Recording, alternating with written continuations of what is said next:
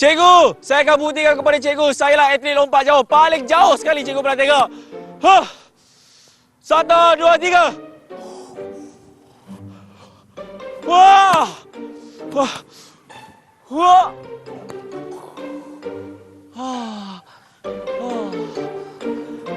Cikgu, macam mana cikgu? Jauh tak saya lompat cikgu? Tak jauh.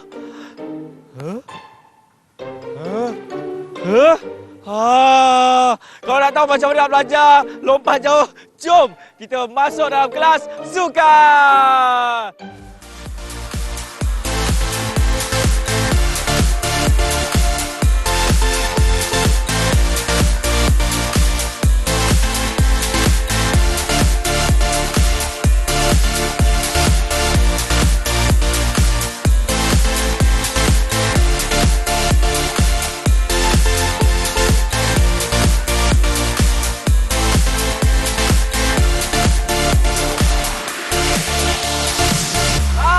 Assalamualaikum warahmatullahi wabarakatuh. Salam sejahtera, apa khabar semua? Selamat datang ke Sukan bersama dengan olahragawan terbaik pada tahun 2004 iaitu Ahmad Azri. Saya pasti anda semua dah tahu dah kan, sukan yang kita nak belajar kali ini di Didik TV KPM adalah lompat dalam bahasa Inggeris apa cikgu? Long jump.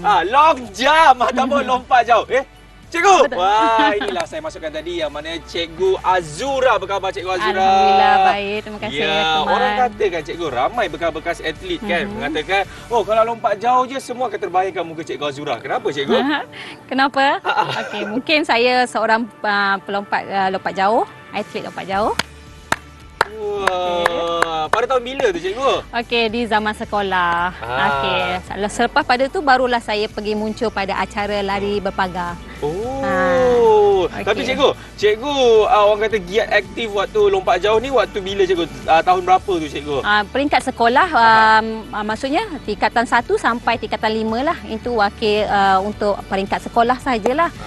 Tapi masa yang sama talent saya bertukar kepada acara lompat, acara lari berpagar. Yes. Nampak tak? Cikgu cuba untuk tidak memberitahu bilakah tingkatan 1-nya.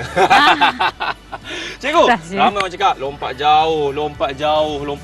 Dan seingat saya lah cikgu kan, lompat jauh ini juga merupakan salah satu acara orang kata olahraga yang sangat terkenal. Yeah, betul. Setiap kali kalau musim-musim di sukan Commonwealth ke, Olimpik ke, dan acara besar tahunan, betul cikgu kan? Jadi mungkin cikgu boleh beritahu kepada murid-murid semua, lompat jauh ni sebenarnya apa dia cikgu? Apa dia? Okey, kita nak tahu lompat jauh itu apa dia. Okey, lompat jauh adalah acara olahraga di mana seseorang atlet mencuba mendarat sejauh yang boleh di mana di tempat awal tuju dia.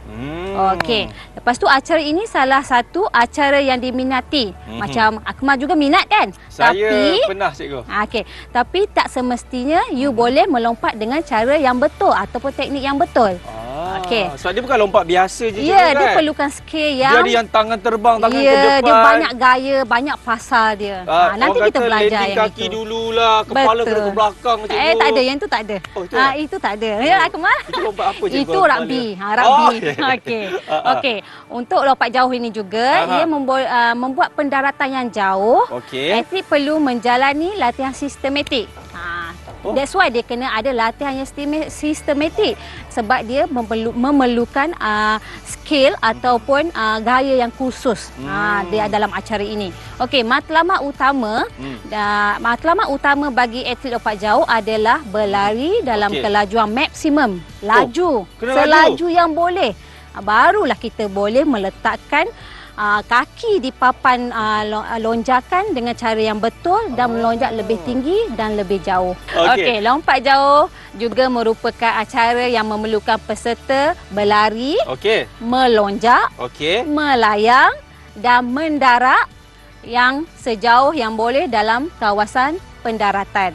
Saya rasa cikgu antara berlari, melonjak, melompat dan juga melayang tu dan mendarat. Itu adalah fasa dia. Saya rasa melayang tu yang paling susah untuk murid-murid lakukan. Betul melayang cikgu? Tu dia ada 3 gaya. Nanti kita akan belajar kemarin. Dia ada banyak gaya? Ya, dia ada 3 gaya. Nanti kita belajar. Boleh cikgu. Apa lagi cikgu dalam lompat jauh ni? Okey, di samping itu pelompat jauh harus meningkatkan komponen kelajuan kekuatan otot dan kuasa eksplosif. Maksud kuasa eksplosif di sini adalah lonjakan yang maksimum, cikgu. Yang maksimum lompatan itu. So yang paling penting kat sini kita perlu buat latihan yang sistematik. Okey. Kalau ada jurulatih, kita perlukan jurulatih. Tak ada jurulatih, cikgu di peringkat sekolah. Ya, tapi cikgu sebut pasal jurulatih ni kan. Kita tahu mungkin ada sesetengah sukan orang kata alah tanpa perlu jurulatih pun boleh buat. Tapi macam lompat jauh ni cikgu, wajib ke kena ada jurulatih cikgu? Dia ataupun dia boleh tengok je dekat video-video kat internet tu kan. Macam nak lompat jauh dia buat sendiri dan dia boleh jadi seorang atlet yang profesional cikgu. Okey, zaman sekarang ni teknologi sangat canggih. Kita boleh tengok dalam YouTube, dalam video kawan-kawan kita buat. Boleh, tak ada masalah. Tetapi siapa nak betulkan teknik kita? So perlukan jurulatih dan cikgu. Sangat-sangat memerlukan. Tapi orang kata cikgu, untuk menjadi atlet lompat jauh ni kaki kena panjang. Dia kena tinggi kan. Orang kata orang comel-comel ni, tak boleh lompat jauh. Awak lompat gijang awak boleh. Betul ke cikgu? Oh, tidak semestinya. Okey, yang tinggi adalah bonus. Kalau you tinggi, you bonus untuk dalam acara sukan. Apa-apa sukan sekalipun. Betul, bola tampar, bola keranjang, paling bola perlu. sepak. Kita perlukan fizikal sebenarnya. Tapi dekat Malaysia kita, maklumlah, kita sizing yang terhad. Macam tengok pada saya, fizikal saya macam mana? Alhamdulillah cikgu. Alhamdulillah. Saya rasa kalau dengan kawan-kawan saya paling kecil dalam track. Tapi kenapa saya boleh pergi laju? Pentingnya latihan. Cikgu cakap macam kita nak berhenti rehat tapi belum lagi cikgu. Belum. Banyak lagi soalan saya nak tanya kepada cikgu ni. Cikgu, tapi orang kata betul lah kan untuk menjadi seorang atlet yang profesional ni bukan saja ada fizikal yang bagus. Malah disiplin yang bagus pun perlu ada. Betul cikgu? Betul, itu sangat penting. Mungkin cikgu boleh beritahu juga mengenai disiplin seorang atlet untuk menjadi atlet yang number 1 cikgu. Okey. Disiplin seseorang atlet untuk menjadi seorang atlet yang berjaya sangat ditekankan. Okey, disiplin dari segi cukup rehat, makan, disiplin latihan, disiplin sosial. Okey, kalau kita tengok atlet-atlet sekarang semua ada gadget, ada telefon. Okey, di situ kekurangannya waktu rehat, tidur. Kita macam saya cikgu sekolah sukan. Saya dapat info daripada warden-warden. Atlet menggunakan telefon sampai lewat malam. So datang esok pagi latihan dah tak ada tenaga. Pentingnya waktu rehat atlet, setiap atlet. Saya nak belajar mengenai sejarah lompat jauh pula. Tapi nak berhenti rehat dulu semuanya selepas ini. Dekat mana cikgu? Sukan Didik TV KPM.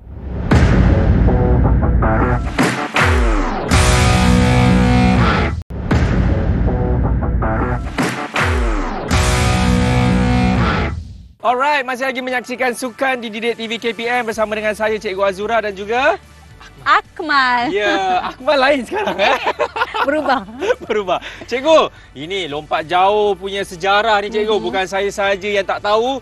Malah saya pasti ramai murid-murid dekat rumah pun nak tahu juga sejarah lompat jauh ni. Apa dia cikgu? Katanya bermula pada tahun 1901, betul ke? 1901. Salah. Sebab tu saya tak tahu cikgu. Silakan.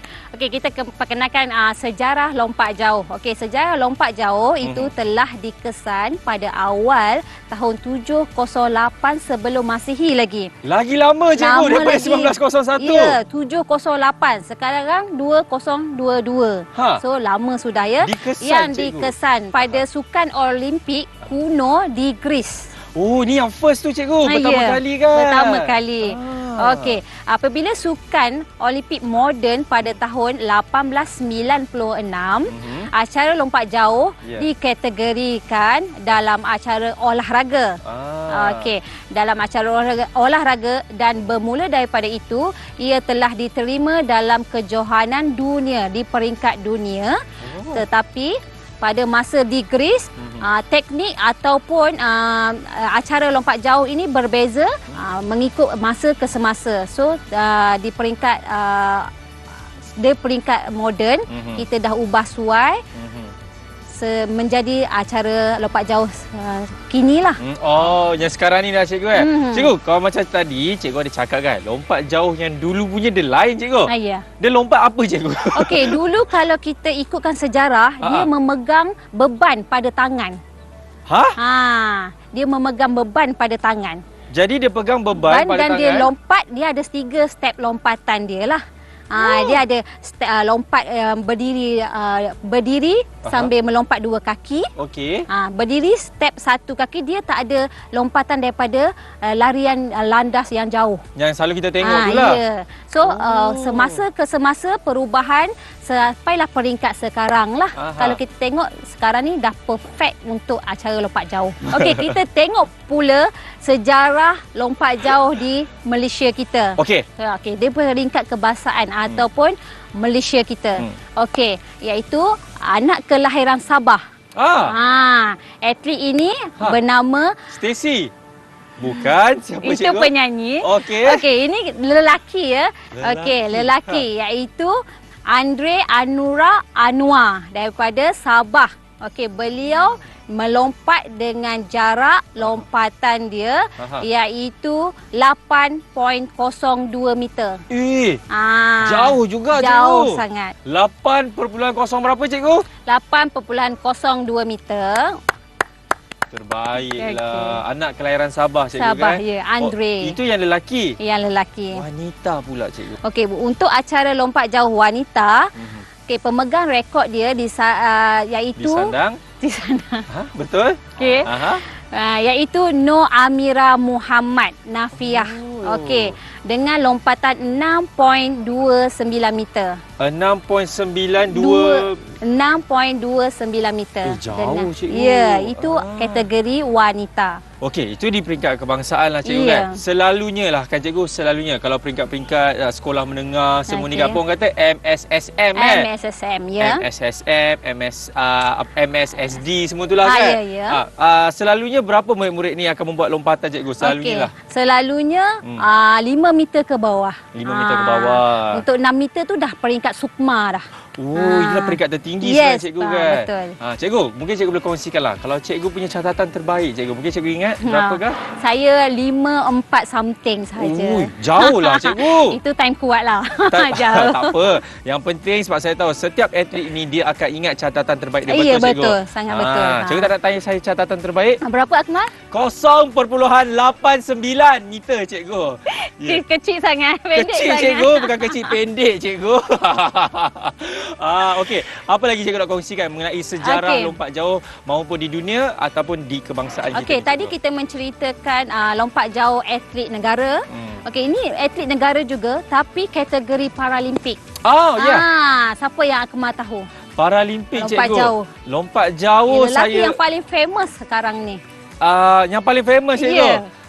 Nama dia bermula daripada huruf S. S? No. Siti kan nama dia? No, lelaki. Oh, kalau lelaki. Lelaki saya rasa nama dia adalah A lah cikgu, betul? Apa dia itu? Tadi kita cakap A, dia bukan. S tadi sebut S. A cikgu. Okey, A. Abdul Latif Romli. Yes, betul. Okey. Dia telah mencatatkan rekod dunia untuk kategori Paralimpik. Okey, dengan jarak 7.64 meter. Ya, inilah orang cakap kan. Sehingga sekarang lah dia masih aktif lagi dalam acara tersebut. Nampak Malaysia? Boleh. Ya, Malaysia. Boleh. Malaysia. Boleh. Boleh. Ya. Boleh apa cikgu? Boleh buat. Boleh buat cikgu. Boleh menang. Nampak tak? Sebab ini semua adalah resepinya datangnya daripada satu disiplin yang tinggi. Betul cikgu kan? Dedikasi, kena ada minat dan secara tak langsung juga jurulatih memainkan peranan yang cukup penting. Betul cikgu? Betul, sangat betul. Apa lagi cikgu? Tetapi kalau nak ikut kata tadi, jurulatih sangat penting. Sebenarnya jurulatih 30% sahaja membantu. Lagi 70% kalau Akmal nak tahu daripada diri atlet dan ibu bapa.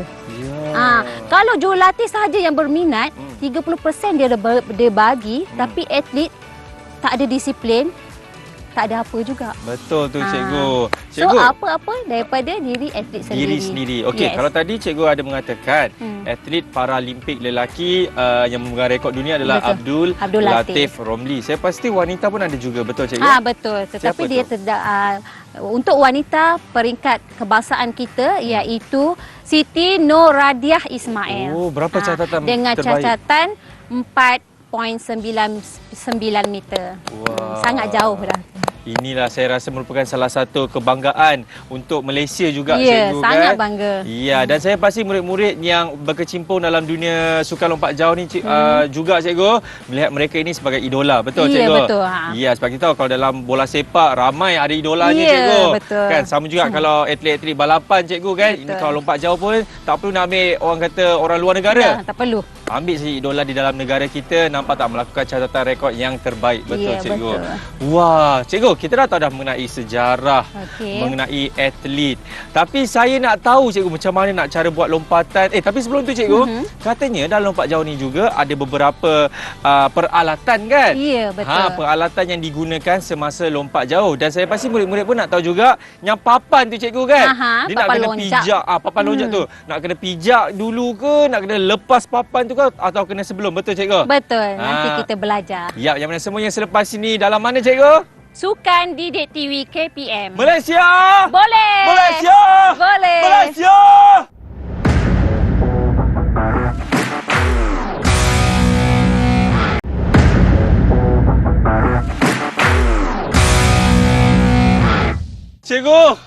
Cikgu minta maaf cikgu. Saya dah tak boleh dah cikgu. Apa yang tak bolehnya? Ini surrender cikgu, bendera putih. Oh, okey. Alright, masih lagi menyaksikan Sukan Didik TV di KPM bersama dengan saya Akmal Nazri dan juga Coach Azura. ya, Coach Azura, Ya. kita nak tahu kan mengenai orang kata peralatan Okey. yang ada sepanjang sukan lompat jauh ini dijalankan. Apa antara peralatan-peralatan yang wajib ada cikgu? Okey, peralatan dalam acara lompat jauh sebenarnya dia tiada alatan yang khusus untuk atlet kecuali alatan seperti spike ataupun pakaian. Oh, okey. Okey, tetapi dalam acara lompat jauh dia memerlukan alatan khusus bagi kawasan ataupun tempat tempat melakukan Larian. acara lompat jauh ini. Oh, Okey, kita tengok pada alatan pertama iaitu memerlukan lorong larian ataupun dipanggil run up larian. Okey, run up. Okey, yang mempunyai jarak yang sesuai adalah penting untuk membuat pecutan. Alright. Okey, larian dan lompatan jarak standard lorong larian ialah 45 meter kali 1.22 meter. Okey. Ia hendaklah bebas daripada sebarang halangan. Tiada halanganlah sepanjang larian ke pendaratan. Okey, kita tengok pula pada papan pelepas ataupun papan take off. Okey, papan lonjakan. Okey, papan lonjakan ini digunakan sebagai tanda dan permulaan lompatan. Okey, papan ini yang berukuran 1.22 meter panjang dan lebar dia 20 cm. Yang ini ke cikgu? Yang ini. Saya terangkan cikgu.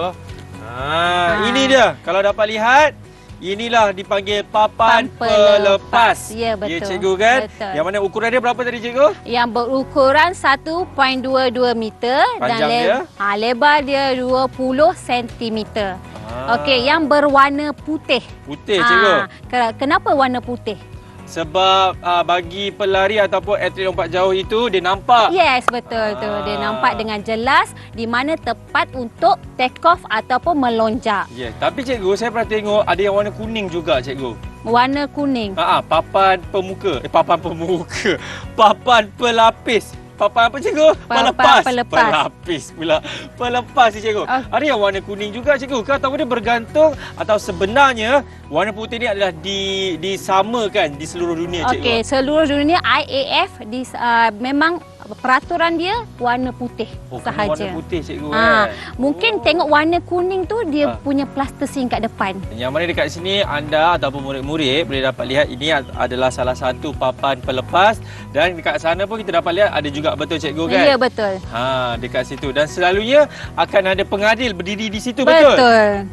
Untuk dia nak tengok sama ada dia fall ke tak fall. Betul. Ya. Okey, apa lagi cikgu? Okey, kawasan pendaratan. Ya. Ni saya letak boleh cikgu? Boleh. Okey, kawasan pendaratan ni kalau adik-adik tahu dia ada pasir di dalamnya. Betul. Okey, kawasan pendaratan ini digunakan untuk mendarat dalam satu-satu lompatan. Okey, kawasan ini penting untuk merupakan peralatan utama dalam setiap acara lompat jauh. Betul. Ia diisikan dengan pasir halus. Jangan pasir besar, nanti landing Sakit. boleh kecederaan pada Cedera. atlet. Luka Okey, kalau kata cuaca yang panas, kita kena lembapkan pasir itu dulu. Dengan apa cikgu? Dengan air. Ya. Okey, saiz standard untuk kawasan pendaratan ialah 9 meter panjang dia dan 2.75 meter lebar dia. Okey. Okey, Alright. maksudnya tadi panjang 9 meter. Ya. Okey, lebar. Lebar 2.75 meter. Kedalaman? Kedalaman tiada dalam lah. Dia kena maksudnya melepasi atlet lompat mendarat. Okey, next kita ada pita pengukur. Okey. Okey. Pentingnya digunakan untuk mengukur jarak lah sesuatu lompatan. Jarak lompatan diukur dari hujung terdekat dengan papan lonjak tadi. Sekarang ni kita kalau ikutkan dunia ataupun peringkat kebangsaan, kita dah tak guna pita pengukur. Dia pakai apa Kita cikgu? guna alat elektronik. Oh. So dia akan cepat, mudah, tepat dia punya ukuran dia. Jadi dia dia pakai elektronik. cikgu? Elektronik saja. Dia ada pegawai ataupun pengadil Okey. pergi saja tempat tanda lompatan atlet tadi. So dia akan ada bacaan terus di situ. Oh, dia scan. Tembak aja kat situ, dia scan tembak dia. dapat? Ya, betul. Wah. Sekarang ni dah canggih kan. Lepas tu kita ada pengukur laju angin. Tak pernah dengar? Kenapa nak kena hala tuju angin tu kita kena ukur? Okey, cikgu? kita kena ada hala tuju angin ni digunakan untuk mengukur hala tuju angin ketika satu lompatan. Ia penting untuk menentukan sama ada lompatan tersebut dibantu oleh angin atau tidak. Boleh juga cikgu. Boleh. Kalau kata saya sekarang ni saya menghadap di sini, angin di belakang. Okey. Dengan bantuan angin, kita lebih laju dan lebih jauh lagi dengan lompatan kita. Tapi kalau angin bertentangan ataupun berlawan arah, di situ juga menjadi jadi halangan untuk atlet melompat lebih jauh. So di situlah kita ada penentu hala tuju angin. Okey. So lagi kita perlukan bendera isyarat. Okey. Yang tadi tu. Okey. Kita ada putih dan kita ada merah. Ya, apa beza dia cikgu? Putih Okey. ni apa, merah ni apa? Okey, putih clear, bersih. Kalau kita lompat, pegawai mengangkat bendera putih, maksudnya kita tidak batal lah. Lonjakan kita tidak melepasi papan lonjak tadi. So bacaan dikira. Dikira. Okey. Kalau yang merah cikgu? Batal. Maksudnya tidak dikira dalam lompatan tadi.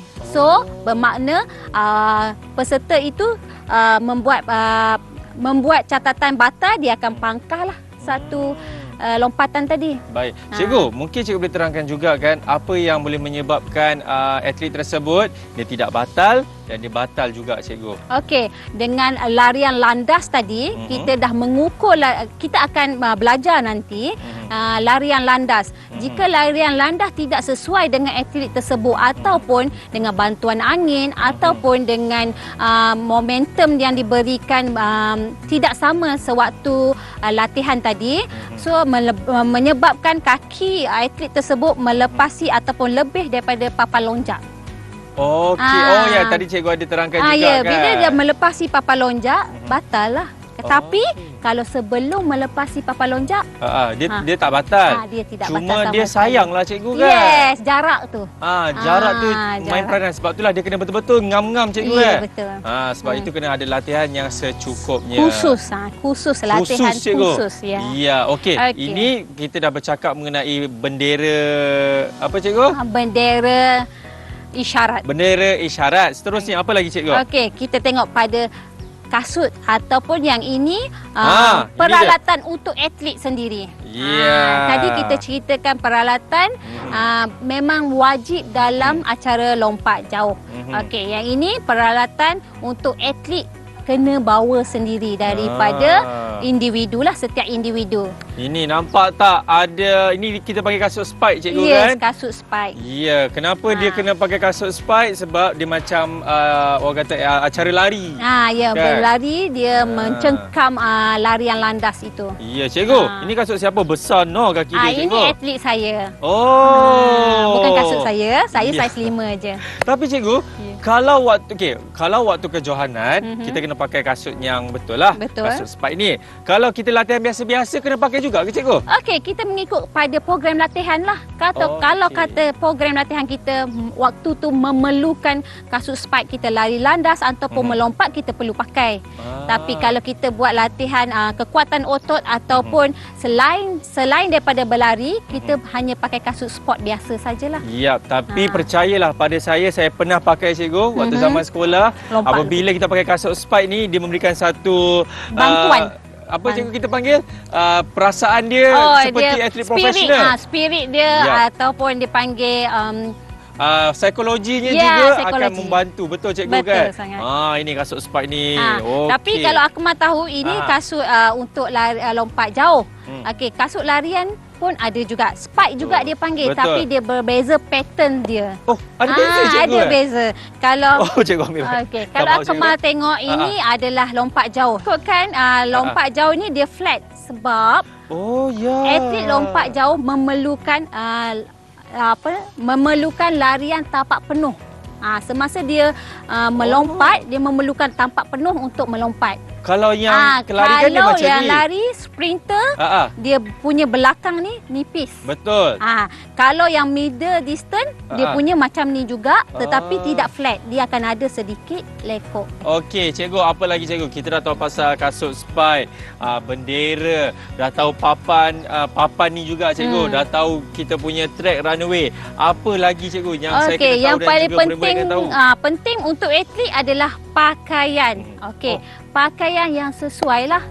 Takkanlah kita datang melompat ni dengan pakaian yang nak pergi pusat membeli belah. Ya, betul. So, denganlah pakaian yang sesuai untuk selesa atlet membuat lompatan yang efisien ataupun yang betul. Okey, seperti pakaian tight ataupun kalau peringkat ini running west. Dan kalau sebut pasal runway ataupun kita panggil lorong larian tu cikgu, saya pernah melihat contohnya macam di belakang kita ni. Yang sebelah tu lompat jauh. Ya. Yang sebelah tu kenapa ada 3 papan pemuka juga tu cikgu, saya tengok. Itu larian apa tu? Itu take off untuk lompat kijang. Lompat kijang. So dia akan ada one stage iaitu jarak dia.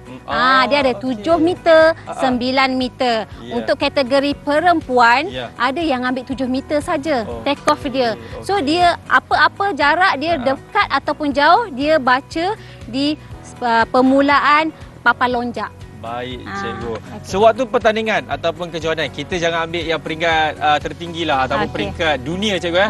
Peringkat sekolah. Kadang-kadang saya ada melihat kawan-kawan dia cuba saja nak kacau cikgu kan. Sewaktu dia buat larian ataupun persediaan cikgu kan. Itu semua pun tidak boleh, betul cikgu? Itu sama sekali. Cikgu Memang mungkin boleh kongsikan juga orang kata do's and don'ts sewaktu atlet tersebut nak buat larian lompat jauh tu cikgu. Okey, larian kita macam kita cakap tadi, lorong larian tiada halangan. Bukan sahaja objek, tetapi kawan-kawan sendiri pun perlu memberi tekanan, clearkan kawasan tersebut. Jangan ada yang mengacau ataupun memberi halangan lah kepada atlet untuk membuat latihan ataupun kita dalam pertandingan. Sama sekali pengadil pun. Pengadil ni buat kacau? Pengadil pun kalau atlet nak bersedia, dia akan angkat bendera putih. Putih. Okey. So bermakna dia akan mengundur ke belakang dan get ready untuk lari landas.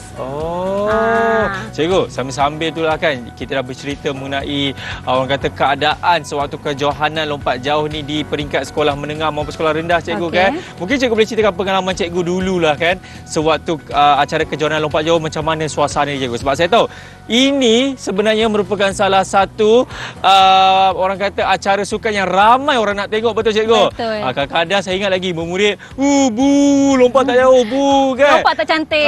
Lompat tak cantik. Mungkin cikgu boleh kongsikan pengalaman cikgu sebab saya pasti ramai nak tahu ni cikgu. Okey.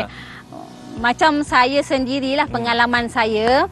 Okey, before kita membuat pelepasan larian, okey, di situ kita perlu di situ pressure pada atlet. Betul. Pressure. Satunya pressure bukan daripada orang sekeliling. Pressure adakah kita akan pijak ke pijak lebih kan? atau kurang, ataupun adakah aku boleh lari selaju yang waktu aku training. Di situ dah memberi tekanan. Yang macam tajuk drama tadi. Sejauh aku. So untuk persekitaran ataupun kawan-kawan yang memberi semangat, itu pun tekanan yang kedua. That's why kita masuk kepada psikologi ataupun dia panggil goal setting kita lah, untuk pergi satu kejohanan, apa target kita. So kita letakkan dalam matlamat ataupun impian kita, aku nak menang. Kita jangan hiraukan benda-benda negatif. Kita dah buat latihan yang secukupnya kan. So kita teruskan. Okay. Betul cikgu. Apa persepsi cikgu mengenai ada juga orang mengatakan kan, oh lompat jauh ni, alah senang je kau lompat, jauh tak jauh belakang cerita. Yang penting jarak tu kan. Apa pendapat cikgu mengenai orang kata, oh lompat jauh ni dia tak perlu nak kena cantik-cantik, janji jauh cukup. Janji jauh cukup. Yes, memang kita nak tengok jauh sebenarnya. Tetapi kalau teknik salah ataupun teknik tak betul, adakah kita boleh lompat lebih jauh? So simple, kita perlu latihan yang sistematik dengan teknik ataupun latihan yang khusus, baru kita buat lompatan yang sangat jauh. Sebab saya tahu cikgu, kalau kita lompat tak jauh, nanti orang panggil lompat penyapu cikgu. Kan? Lompat longkang. Sebab pasal penyapu pun juga penting salah satu balakan. Betul, saya pun terlupa tadi. Penyapu sangat penting selepas lompat ataupun sebelum. Kenapa? Sebab setiap lompatan pegawai akan mengambil ukuran di setiap lompatan atlet tersebut. Jika ada kacau ataupun tidak, pasir ini tidak selari, tidak rata, kita tidak tahu di mana tepat ukuran yang paling tepat atlet melompat. Cikgu, sebut pasal penyapu cikgu, kalau kita nampak kat belakang ni kan, tempat orang landing lompat jauh ni pun kira rasa kita kena perlu ambil penyapu dan kita kena ratakan, betul cikgu? Kena lagi. Apa kata kita ambil penyapu cikgu? Okey, boleh. Depan ni dah ada cikgu. Apa yang boleh buat? Depan ni dah ada penyapu dah. Kita ambil sama-sama cikgu. Okey, jom. Mudah-mudahan semua yang kepada selepas sini kembali dalam Sukan Didik TV KPM. Cikgu, jom.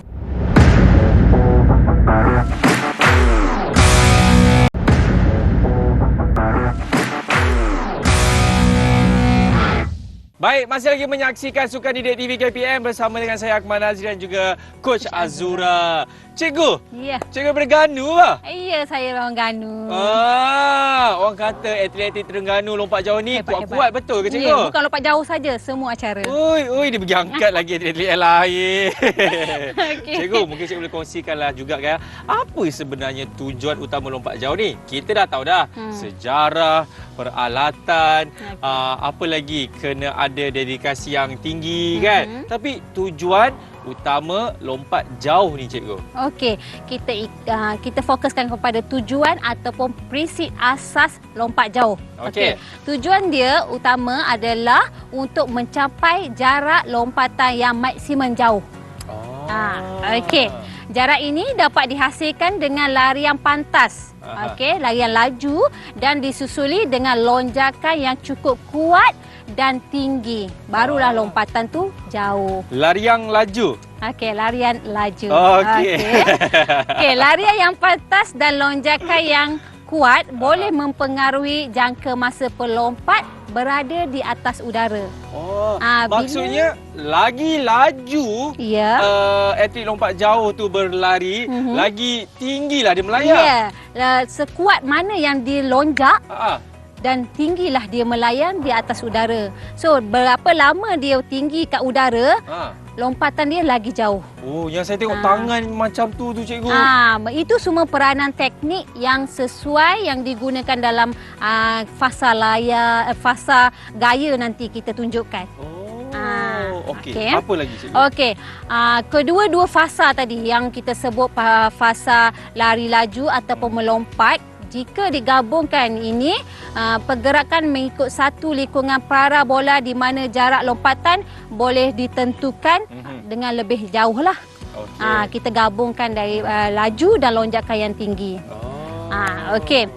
Sebenarnya gaya badan semasa berada di fasa layangan adalah untuk mengimbangkan badan dan membolehkan atlet membuat persediaan untuk mendarat dengan selamat dan berkesan. Maksudnya? Maksudnya di sini gaya badan berada di fasa layangan. Kita akan belajar 3 gaya lah nanti. Okey, kalau sesuai dengan atlet itu memenuhi teknik fasa layangan, maka lompatan dia lebih jauh dan efisien. Okey. Kalau kita tengok kat sini gaya layar iaitu gaya yang sangat mudah untuk belajar kerana ia simple saja. Atlet baru nak belajar, kita akan ajar dengan gaya layar. Gaya layar tu bukan tangan tu kan? Bukan? Tak perlu. Yang itu gaya seperti kapal layar, kita duduk lurus. Oh, dia macam dan lompat je terus tangan dan kaki lurus landing. Ya, dia tak ada teknik yang atas udara tu, tak ada teknik yang bukan yang kita ajar teknik lain lah. Just lompat landing. Tapi nampak macam senang kan? Tapi sebenarnya itu pun mengambil masa yang orang kata bukan nak kata agak lama, tapi lama, memang lama. Memang kena lama. Bukan pendek jangka masa untuk atlet nak berjaya 3-4 tahun tu pendek lah tu. Sebab dia mengikut kita punya kaki cikgu kan? Ya, betul. Kalau nak ukur tu ikut kaki betul cikgu Ikut kaki. Kalau dia landing maksudnya kalau dekat situ contohlah bahagian pinggul dulu dia jatuh. Kalau dia landing bahagian pinggul, kita akan ambil ukuran pinggul lah yang terakhir. So kita tak nak membazirkan lompatan kita. Betul. So kita belajar teknik untuk lompat landing kaki ataupun tumit dahulu dan forward body ke depan. Itu semua nanti betul cikgu? Ya, itu semua nanti kita akan belajar. Apa lagi cikgu? Walau bagaimanapun gaya layar ni kurang berkesan sebenarnya. Kenapa? Sebab dia masa lonjakan dia hanya berfokuskan kepada pendaratan. So dia lonjak dan terus jatuh pendaratan. So gaya ini sangat mudah tetapi dia tidak berkesan. Teknik ini menyebabkan pelompat mendarat dengan lebih cepat. Habis kalau gaya layar kurang berkesan, dia ada 2 lagi gaya. Okey, apa lagi 2 tu cikgu? Lagi 2 gayanya. Okey, gaya lompat gantung. Kita gantung. Maksudnya kita berlama di atas udara. Kita freeze. Nanti kita belajar. Kita freeze kat udara tu? Freeze kat udara. Bila kita nak landing kalau kita freeze? Kita freeze lah dulu bagi dia tolakkan momentum kita tu. Daya tolakan yang kita buat masa lari landas tadi. Apa? Nak tengok cikgu buat? Cikgu buat dulu yang gaya gantung. Sabar. Kita tunggu nanti. Kalau saya boleh melompat lagi. Boleh cikgu. Okey, apa lagi? Lagi satu gaya gantung. Okey, gaya gantung. Okey, yang ketiga adalah gaya lompat tendang. Okey, tendang. Okey, seperti basikal. Kita cycle. Basikal? Kalau saya tengok tadi di awal tadi Akmal ada buat lompat cycle ataupun gaya tendang. Betul ke cikgu? Betul. Saya pun terkejut. Akmal ni dah power sebenarnya. Pakar lah. Sebab gaya ini gaya atlet yang pakar. Atlet yang pakar cikgu? Kalau atlet biasa dia tak boleh sebab dia banyak teknik yang kena belajar. Selepas kita lonjak, dia cycle. Tapi gaya yang Akmal tu, ni bukan Akmal ni kan? Akmal lain kan? Saya tengok Akmal Nina tadi, saya pun terkejut. Okey, cikgu. Kita dah tahu dah kenapa tujuan lompat jauh ini diadakan. Ada beberapa gaya lompatan. Yang mana gaya, apa tadi cikgu? Gaya basikal. Gaya layar. Gaya layar. Okey, gantung. Dan gaya tendang kayu. Gaya tendang kayu. Cikgu kan itu antara orang kata gaya-gaya lah yang kita akan belajar semuanya sekejap lagi cikgu kan? Betul. Tapi dari segi persediaan, seseorang atlet itu sebelum dia nak terjunkan diri dalam bidang lompat jauh ni apa sebenarnya cikgu? Adakah dia memerlukan orang kata otot-otot yang kuat-kuat cikgu? Okey, kalau disebutkan dengan otot-otot yang kuat, semua sukan pun kita perlukan otot-otot yang kuat. Betul. Di mana untuk acara lompat jauh ini kita tekankan keseluruhan badan sebenarnya, tapi fokus dia lebih pada bahagian kaki. Sebab dia memerlukan larian dan lonjakan yang kuat semasa membuat pelepasan lompat lompat dan mendarat. Ya. Tapi dari segi orang kata, adakah terlambat kalau seseorang itu cikgu dia nak belajar lompat jauh, contoh kalau umur dia dah masuk umur 30-an. Oh, 30-an. Macam mana tu cikgu? Boleh ke sebenarnya lagi untuk bertanding mungkin di peringkat kampung pisang ke? Okey. Okey, kalau ikutkan dekat Malaysia kita, tiada masalah. Kita ada kategori. Sekarang ni kita ada maksa, kejohanan maksa, kejohanan Badan Kerajaan dan Berkanun. Dia ada peringkat umur. Macam perempuan 35 ke atas, dia dah di peringkat veteran junior. So dia ada juga acara lompat jauh. Okey. Kalau you tak pernah macam Akmal cakap baru nak belajar, tak ada masalah asalkan you boleh berlari. Menang kalah nombor 2. Yang penting kalau dah masuk penyertaan, you go ahead lah. You teruskan saja. Macam cikgu bawah 25 tahun, betul? Betul, saya 18 tahun. Ya, saya suka cikgu.